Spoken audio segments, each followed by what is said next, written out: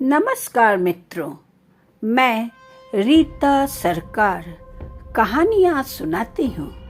मेरी कहानी सुनने के लिए मेरे चैनल पुरानी कहानी नई जुबानी को सब्सक्राइब करें।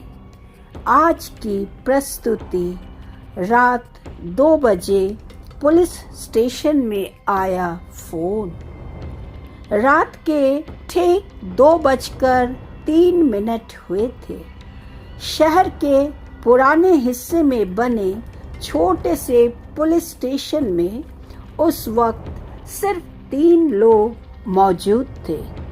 Duty officer constable Mahesh register में कुछ लिख रहा था। एक होमगार्ड पीछे वाली कुर्सी पर ऊँघ रहा था और इंस्पेक्टर कबीर राणा अपने कमरे में बैठकर पिछले दिन की केस फाइलें देख रहा था। बाहर लगातार बारिश हो रही थी। सड़क पर कोई गाड़ी नहीं थी। कभी कभी बिजली चमकती और कुछ सेकंड के लिए पूरा थाना सफ़ेद रोशनी से भर जाता। फिर वही अंधेरा, वही बारिश, वही सन्नाटा। तभी पुलिस स्टेशन की पुरानी लैंडलाइन फोन की घंटी बजी। ट्रिन ट्रिन ट्रिन। महेश ने सिर उठाया। उसने घड़ी देखी, 2:03। उसने रिसीवर उठाया। City police station. दूसरी तरफ कुछ सेकंड तक सिर्फ सांसों की आवाज सुनाई दी। फिर एक महिला की कांपती हुई आवाज आई, मुझे बचा लीजिए। महेश सीधा बैठ गया। कौन बोल रहा है? महिला ने फुसफुसाकर कहा, वो मुझे मार देगा। आप कहाँ हैं? कुछ सेकंड खामोशी। फिर महिला ने कहा, मैं कमरे में बंद हूँ। महेश ने पूछा, किसने बंद किया? महिला ने जवाब नहीं दिया, बस रोने लगी।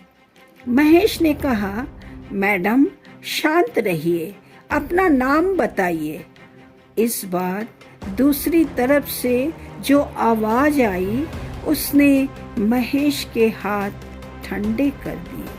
मेरा नाम रिया है। महेश ने तुरंत कागज उठाया। रिया क्या? महिला बोली, रिया मलिक। महेश ने पूछा, आप किस जगह हैं? दूसरी तरफ कुछ देर सन्नाटा रहा। फिर बहुत धीमी आवाज में, इंस्पेक्टर कबीर को बुलाइए। महेश ने कहा, वो यहीं है। महिला अचानक चीख पड़ी, नहीं, उन्हें मत बताइए कि मैंने फोन किया है। और फोन कट गया। इंस्पेक्टर कबीर। महेश भागकर कबीर के कमरे में गया। सर, कबीर ने सिर उठाया, क्या हुआ? अभी एक महिला का फोन आया था।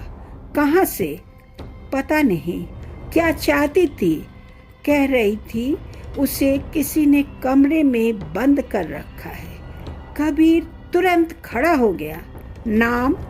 रिया मलिक। कबीर कुछ पल के लिए बिल्कुल स्थिर हो गया। महेश ने पूछा, सर? कबीर ने धीमे से कहा, ये नाम फिर से कैसे सामने आ गया? महेश कुछ समझ नहीं पाया।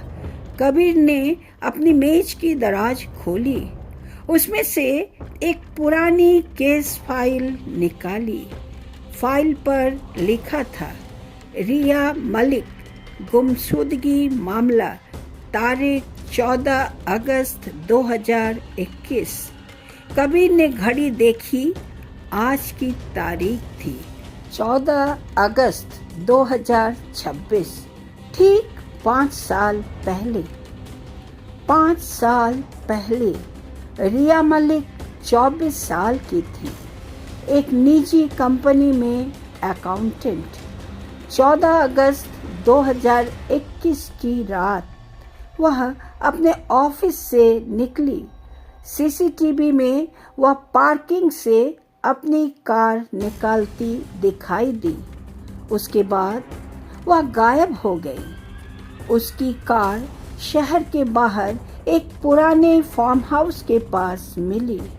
दरवाजा खुला था, मोबाइल अंदर था, पर्स अंदर था, लेकिन रिया नहीं थी। 5 साल तक पुलिस को उसका कोई पता नहीं चला। कबीर उस केस का जांच अधिकारी था।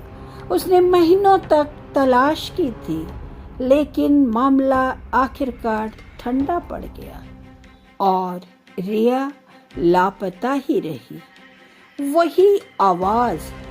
कबीर ने महेश से कहा, नंबर दिखाओ। महेश ने फोन की स्क्रीन दिखाई। कॉल की अवधि 1 मिनट 47 सेकंड। नंबर देखकर कबीर का चेहरा बदल गया। ये नंबर कहाँ से आया? महेश ने कहा, थाने की लैंडलाइन पर आया था। कबीर ने नंबर लिखा, फिर पुराने केस रिकॉर्ड से रिया का मोबाइल नंबर निकाला।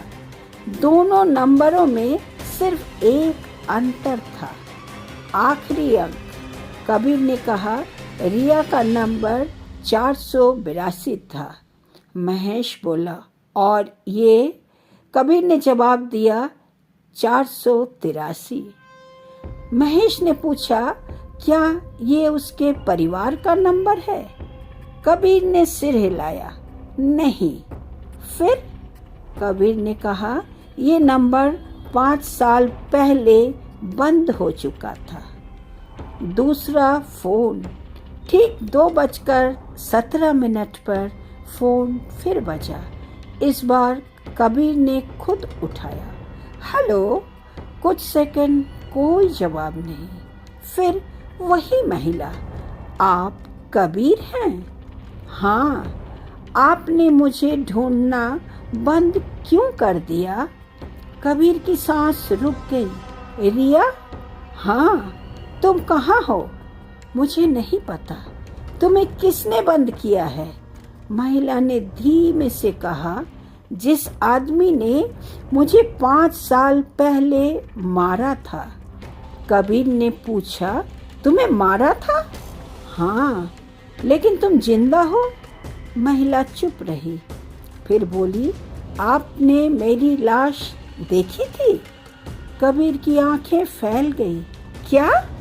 महिला ने कहा, आपको वो रात याद है इंस्पेक्टर? और फोन कट गया। एक पुरानी तस्वीर। कबीर ने तुरंत रिया की केस फाइल खोली। उसमें घटनास्थल की तस्वीरें थी। एक फोटो में रिया की कार के पास जमीन पर खून के निशान थे, लेकिन उसकी लाश कभी नहीं मिली थी। कबीर को एक बात याद आई। उस रात एक गवाह ने बताया था कि उसने जंगल के रास्ते पर एक महिला को देखा था। पुलिस ने उस बयान को गंभीरता से नहीं लिया। कबीर ने गवाह का नाम खोजा, शंकर लाल। वह व्यक्ति अब जीवित नहीं था, लेकिन उसकी पुरानी डायरी पुलिस रिकॉर्ड रूम में मौजूद थी। कबीर ने डायरी मंगवाई। आखिरी पन्ने पर लिखा था, मैंने लड़की को देखा था, वह भाग रही थी। उसके पीछे एक पुलिस की गाड़ी थी। नीचे एक नंबर लिखा था, 17। कबीर ने पूछा, पुलिस की गाड़ी नंबर 17 किसके पास थी? महेश ने रिकॉर्ड निकाला। गाड़ी नंबर 17 उस रात कबीर राणा के नाम पर थी। कबीर पर शक। महेश ने धीरे से पूछा, सर, आप उस रात घटनास्थल पर थे? कबीर ने कोई जवाब नहीं दिया। उसे याद था वह वहाँ गया था। उसे एक फ़ोन आया था कि रिया की कार मिली है, लेकिन घटनास्थल पर पहुँचने के बाद उसे कुछ याद नहीं था, या शायद वह याद नहीं करना चाहता था। कबीर ने कहा, मुझे उस रात की पूरी रात याद नहीं है। महेश चौंक गया। मतलब? मुझे सिर्फ इतना याद है कि मैं कार के पास पहुंचा था, फिर कुछ नहीं। क्या आपने शराब पी थी? नहीं। तो? कबीर ने सिर झुका लिया। मुझे नहीं पता। तीसरा फोन। रात के 2:31 पर फिर फोन आया। इस बार महिला ने सिर्फ एक वाक्य कहा, कमरा नंबर 17। कबीर ने पूछा, कहाँ? जहाँ आपने मुझे आखिरी बार देखा था। रिया? फोन कट गया। कबीर ने तुरंत पुराने शहर के होटल रिकॉर्ड खंगालने शुरू किए। एक होटल सामने आया, होटल रॉयल पैलेस। उस रात पुलिस रिकॉर्ड के अनुसार कबीर ने होटल के कमरे नंबर 17 में एक व्यक्ति से मुलाकात की थी। उस व्यक्ति का नाम था विक्रम सूद, शहर का बड़ा कारोबारी और रिया की कंपनी का सबसे बड़ा क्लाइंट। विक्रम सूद। कबीर ने पुराने रिकॉर्ड देखे। रिया के गायब होने से एक दिन पहले उसने विक्रम के खिलाफ कंपनी में वित्तीय गड़बड़ी की शिकायत की थी। रिया ने करोड़ों रुपए के फर्जी खातों का पता लगाया था। वह पुलिस में शिकायत करने वाली थी, लेकिन उससे पहले वह गायब हो गई। कबीर को शक हुआ कि रिया की गुमशुदगी और वित्तीय घोटाले का संबंध है। उसने विक्रम को बुलाया था, लेकिन विक्रम ने कहा था, रिया के बारे में मुझे कुछ नहीं पता। अब 5 साल बाद रिया का फोन उसी होटल के कमरे की तरफ इशारा कर रहा था। कमरा नंबर 17। होटल अब बंद हो चुका था। इमारत आधी जर्जर हो चुकी थी। कबीर और महेश वहां पहुंचे। कमरा नंबर 17 तीसरी मंजिल पर था। दरवाजा बंद था। कबीर ने ताला तोड़ा। अंदर धूल जमा थी। पुराना पलंग, टूटी कुर्सी और दीवार पर खून के सूखे धब्बे। महेश ने टॉर्च ऊपर की। दीवार पर किसी ने नाखून से कुछ लिखा था, बहुत हल्के अक्षरों में। मुझे पुलिस पर भरोसा था। कबीर पीछे हट गया। कमरे के कोने में एक पुराना टेप रिकॉर्डर पड़ा था। उसमें कैसेट लगी थी। कबीर ने उसे चलाया। पहले कुछ सेकंड शोर, फिर रिया की आवाज़। अगर ये रिकॉर्डिंग किसी को मिले तो समझिए मुझे खतरा है। फिर एक पुरुष की आवाज़, तुम्हें पता है तुम क्या कर रही हो?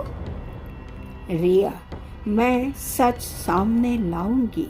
पुरुष, तुम्हें कोई नहीं बचा सकता। फिर रिया की चीख।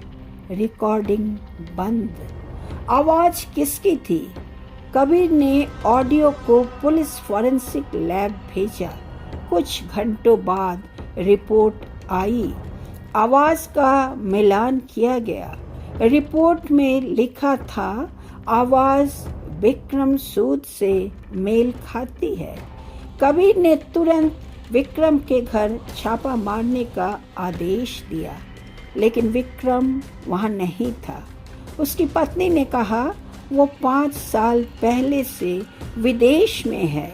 कबीर ने पूछा, कहाँ? दुबई। पिछले 5 साल? से जी। कबीर के चेहरे पर तनाव आ गया। क्योंकि अगर विक्रम 5 साल से विदेश में था तो रिया को कमरे नंबर 17 में किसने बंद किया था? चौथा फोन। रात के 3:06 पर फोन फिर बजा। कबीर ने उठाया। इस बार रिया की आवाज बेहद कमजोर थी। वो आपके पास है। कौन? वो आदमी। कौन आदमी जिसने मुझे मारा था? कहाँ है? कुछ सेकंड खामोशी, फिर आपके स्टेशन में। कबीर का दिल जोर से धड़कने लगा। उसने थाने की तरफ देखा। महेश उसके सामने खड़ा था। होमगार्ड पीछे बैठा था और एक तीसरा आदमी भी वहां मौजूद था, सब इंस्पेक्टर विनोद। कबीर ने फोन पर पूछा, रिया, उसका नाम बताओ। दूसरी तरफ से आवाज आई, विनोद। फोन कट गया। विनोद 5 साल पहले भी उसी थाने में था और रिया की जांच टीम का हिस्सा था। कबीर ने उसे बुलाया। विनोद, 5 साल पहले रिया केस में तुमने क्या किया था? विनोद ने कहा, जो आदेश मिला वही किया। तुम उस रात कहाँ थे? थाने में। झूठ। विनोद चौंका। कबीर ने कहा, तुम्हारी गाड़ी की जीपीएस लोकेशन जंगल के पास मिली थी। विनोद चुप हो गया, फिर बोला, सर, मैं अकेला नहीं था। कौन था? विनोद ने कबीर की तरफ देखा और धीरे से कहा, आप। कमरे में सन्नाटा छा गया। 5 साल पहले की रात। कबीर को अचानक कुछ दृश्य याद आने लगे। बारिश, एक काली कार, रिया, विक्रम, विनोद और एक बंद कमरा। उसे याद आया कि रिया ने उसे फोन किया था। वह डरी हुई थी। उसने कहा था, सर, मेरे पास सबूत है। कबीर उसे बचाने होटल के कमरे नंबर 17 में गया था। वहाँ विक्रम पहले से मौजूद था, लेकिन विक्रम अकेला नहीं था, विनोद भी था। उन्होंने कबीर को पैसे की पेशकश की। कबीर ने मना कर दिया। तकरार हुई। रिया भागने लगी। विनोद ने उसे रोकने की कोशिश की। रिया सीढ़ियों से गिर गई। उसके सिर पर गंभीर चोट लगी। वह बेहोश हो गई। कबीर ने एम्बुलेंस बुलाने की कोशिश की, लेकिन विनोद ने कहा, अगर ये जिंदा रही तो हम सब खत्म हो जाएंगे। और उसी वक्त कबीर ने सबसे बड़ी गलती की।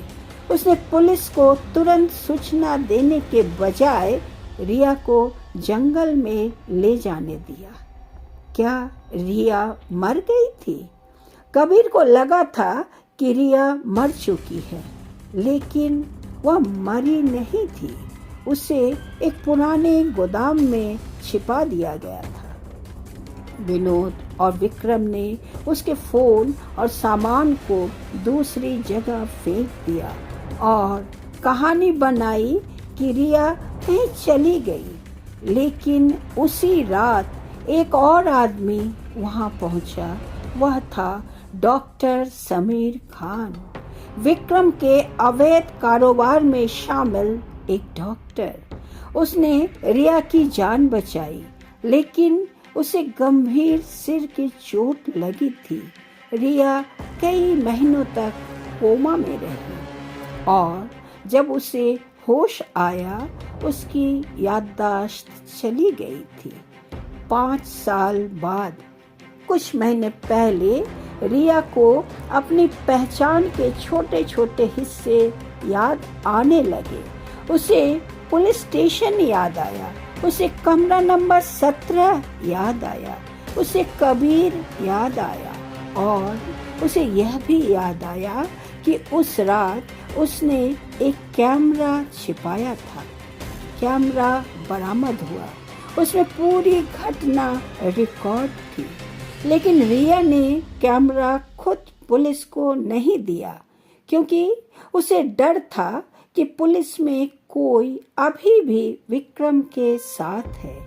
इसलिए उसने रात 2 बजे पुलिस स्टेशन में फोन करना शुरू किया। हर रात नहीं, सिर्फ उसी तारीख को, 14 अगस्त हर साल। लेकिन इस साल उसने आखिरी बार फोन किया था। रिया कहाँ थी? कबीर ने फोन की लोकेशन ट्रेस करवाई। इस बार सिग्नल मिला, एक पुराना सरकारी अस्पताल, वही अस्पताल जहां 5 साल पहले अज्ञात महिला भर्ती हुई थी। कबीर वहां पहुंचा, एक बंद कमरे का दरवाजा खोला। अंदर एक महिला बैठी थी, चेहरा कमजोर, बाल छोटे, लेकिन आंखें। कबीर ने उसे देखते ही पहचान लिया। रिया, वह जिंदा थी। रिया की कहानी। कबीर ने पूछा, तुमने मुझे फोन क्यों किया? रिया ने कहा, क्योंकि मैं चाहती थी कि आपको सब याद आए। तुमने मुझे दोषी क्यों बनाया? रिया ने कहा, क्योंकि आप दोषी थे। कबीर ने सिर झुका लिया। मैंने तुम्हें बचाने की कोशिश की थी। रिया ने कहा, लेकिन आपने मुझे बचाया नहीं। कुछ सेकंड तक दोनों चुप रहे। फिर रिया ने एक पेन ड्राइव उसकी तरफ बढ़ाई। इसमें सब है। विक्रम? हाँ। विनोद? हाँ। और मैं? रिया ने कहा, आप भी। सबसे बड़ा खुलासा, पेन ड्राइव में सिर्फ 5 साल पुराना वीडियो नहीं था, उसमें पिछले 5 साल की रिकॉर्डिंग भी थी। विक्रम और विनोद दोनों अब भी अवैध वित्तीय नेटवर्क चला रहे थे। और सबसे चौंकाने वाली बात, विक्रम भारत वापस आ चुका था। वह शहर में ही था। वह पिछले 6 महीनों से रिया को खोज रहा था। अंतिम सामना। कबीर ने विक्रम की लोकेशन ट्रेस करवाई। वह पुराने होटल रॉयल पैलेस में था, उसी कमरे में, कमरा नंबर 17। कबीर वहां पहुंचा। दरवाजा खुला था। अंदर विक्रम खड़ा था। उसने मुस्कुरा कर कहा, 5 साल बाद फिर वही जगह। कबीर ने पिस्तौल निकाली। रिया जिंदा है। विक्रम का चेहरा बदल गया। असंभव, वह सब बता चुकी है। विक्रम पीछे हटने लगा। तभी पीछे से विनोद भी कमरे में आ गया। दोनों के बीच बहस शुरू हुई। विनोद ने कहा, तुमने कहा था वो मर चुकी है। विक्रम बोला, तुमने कहा था डॉक्टर ने उसे खत्म कर दिया। कबीर ने सब रिकॉर्ड कर लिया। विनोद अचानक बंदूक निकालता है, गोली चलती है, विक्रम घायल होकर गिरता है। विनोद भागने की कोशिश करता है, कबीर उसे पकड़ लेता है। 5 साल पुराना सच। विक्रम और विनोद गिरफ्तार हो गए। डॉक्टर समीर खान भी गिरफ्तार हुआ। रिया ने अदालत में अपना बयान दिया, लेकिन कबीर, उसने खुद के खिलाफ भी रिपोर्ट दर्ज करवाई। उसने माना कि 5 साल पहले उसने रिया की जान बचाने की कोशिश की थी, लेकिन वह समय पर सच सामने नहीं ला पाया। उसकी गलती के कारण रिया 5 साल तक अपने परिवार से दूर थी। कबीर को निलंबित कर दिया गया, लेकिन उसने जांच में पूरा सहयोग किया। आखिरी फोन। 1 साल बाद रिया अपने परिवार के साथ रहती थी। उसकी जिंदगी धीरे धीरे सामान्य हो रही थी। एक रात ठीक 2:03 पर उसके घर का फोन बजा। रिया ने फोन उठाया। दूसरी तरफ कुछ सेकंड तक कोई आवाज नहीं थी। फिर एक महिला की आवाज आई, क्या आप रिया मलिक हैं? रिया ने कहा, जी, मुझे आपकी मदद चाहिए। रिया ने पूछा, कौन बोल रहा है? आवाज आई, मेरा नाम पूजा है। रिया का चेहरा बदल गया। पूजा कौन? वही पूजा जो 5 साल पहले आपके साथ कमरा नंबर 17 में थी। रिया के हाथ से फोन लगभग गिर गया, क्योंकि कमरा नंबर 17 में पूजा नाम की कोई लड़की कभी नहीं थी। रिया ने कांपती आवाज में पूछा, आप कौन हैं? दूसरी तरफ से जवाब आया, मैं वो लड़की हूँ जिसकी लाश आपने उस रात देखी थी। फोन कट गया। अंतिम दृश्य। रिया कुछ सेकंड तक फोन को देखती रही। उसने तुरंत पुलिस को फोन किया, लेकिन जब कॉल रिकॉर्ड की जांच हुई तो उस नंबर का कोई रिकॉर्ड नहीं था। ना कोई सिम, ना कोई टावर लोकेशन, ना कोई कॉल लॉग, जैसे फोन आया ही नहीं था। लेकिन रिया ने कॉल रिकॉर्डिंग चालू कर रखी थी। उसने रिकॉर्डिंग सुनी। पहले कुछ सेकंड खामोशी, फिर महिला की आवाज, रिया, फिर एक फुसफुसाहट, तुमने सिर्फ एक लड़की को बचाया था। रिया की सांस रुक गई। रिकॉर्डिंग में महिला आगे बोली, बाकी 3 अभी भी वहीं हैं। और फिर बहुत धीमी आवाज में, कमरा नंबर 17 में। अंतिम नरेशन। 5 साल पहले रिया मलिक गायब हुई थी। पुलिस ने उसे मृत मान लिया था, लेकिन वह जिंदा थी। उसकी वापसी ने एक बड़े अपराध का पर्दाफाश किया। 2 अपराधी जेल गए। एक पुलिस अधिकारी ने अपना अपराध स्वीकार किया और केस खत्म हो गया, कम से कम कागजों पर। लेकिन रिया के पास आज भी एक सवाल है, उस रात पुलिस स्टेशन में फोन किसने किया था? क्योंकि तकनीकी जांच के मुताबिक पहली कॉल का स्रोत कोई मोबाइल या लैंडलाइन नहीं था। वह कॉल एक ऐसे पुराने टेलीफोन एक्सचेंज से आई थी जो 5 साल पहले बंद हो चुका था, और उस एक्सचेंज की आखिरी सक्रिय लाइन कमरा नंबर 17 से जुड़ी थी। वही कमरा जहां रिया ने 5 साल पहले अपनी जिंदगी की सबसे भयानक रात बिताई थी। कहते हैं, कुछ फोन सिर्फ मदद मांगने के लिए नहीं आते, कुछ फोन पुराने अपराधों को जगाने के लिए आते हैं। और अगर कभी रात के ठीक 2 बजे किसी सुनसान पुलिस स्टेशन की घंटी बजे और दूसरी तरफ से कोई महिला सिर्फ इतना कहे, मुझे बचा लीजिए, तो शायद सवाल यह नहीं होना चाहिए कि आप कहाँ हैं, बल्कि यह होना चाहिए, आपको मरने के बाद भी किसने फोन करने दिया।